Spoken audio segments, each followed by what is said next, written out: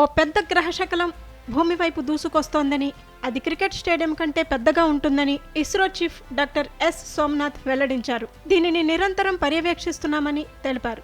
ఈ ఆస్ట్రాయిడ్ పేరు అపోఫిస్ అని. ఏప్రిల్ 13, 2029న ఇది భూమికి అతి సమీపం నుంచి ప్రయాణించనుందని చెప్పారు. భూమికి 32,000 కిలోమీటర్ల ఎత్తులో వెళ్తోందని, అంటే భారత జియో స్టేషనరీ శాటిలైట్స్ పరిభ్రమించే కక్ష్యల కంటే దగ్గరగా ఈ ఆస్ట్రాయిడ్ ప్రయాణించే అవకాశాలు ఉన్నాయని ఆయన చెప్పారు. ఇక పరిమాణం పరంగా చూస్తే ఇంత పెద్ద గ్రహశకలం గతంలో ఎప్పుడూ భూమికి ఇంత సమీపం నుంచి వెళ్లలేదని వివరించారు. అహ్మదాబాద్లోని నరేంద్ర మోడీ క్రికెట్ స్టేడియం కంటే పెద్దదిగా ఉంటుందని, భారత అతిపెద్ద విమాన వాహక నౌక అయిన ఐఎన్ఎస్ విక్రమాదిత్య కంటే కూడా పెద్దగా ఉంటుందని చెప్పారు. ఈ గ్రహశకలం పరిమాణం సుమారు 340 నుంచి 450 మీటర్ల వ్యాసం కలిగి ఉండొచ్చని చెప్పారు. 140 మీటర్ల వ్యాసం కంటే పెద్దగా ఉన్న ఏ గ్రహశకలం భూమికి సమీపం నుంచి ప్రయాణించినా ప్రమాదకరమైనదిగా పరిగణిస్తారని సోమనాథ్ చెప్పారు.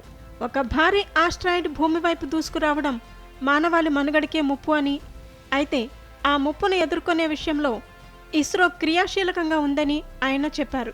Network for space objects tracking and analysis asteroid అపోఫిస్ను నిశితంగా పర్యవేక్షిస్తున్నామని అన్నారు.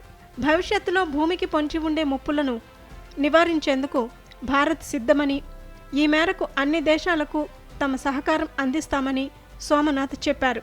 300 మీటర్ల కంటే పెద్దగా ఉంటే గ్రహశకలం ఖండాలను నాశనం చేసే అవకాశం ఉంటుందని, 10 కిలోమీటర్ల ఎక్కువ వ్యాసం ఉండే గ్రహశకలాలు ఢీకొంటే భూమి వినాశనమవుతుందని ఓ జాతీయ మీడియాకు ఇచ్చిన ఇంటర్వ్యూలో ఆయన చెప్పారు.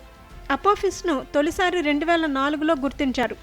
విలయాలు సృష్టిస్తాడని ఈజిప్ట్ ప్రజలు భావించే అపోఫిస్ అనే దేవుడి పేరును ఈ గ్రహశకలానికి పెట్టారు.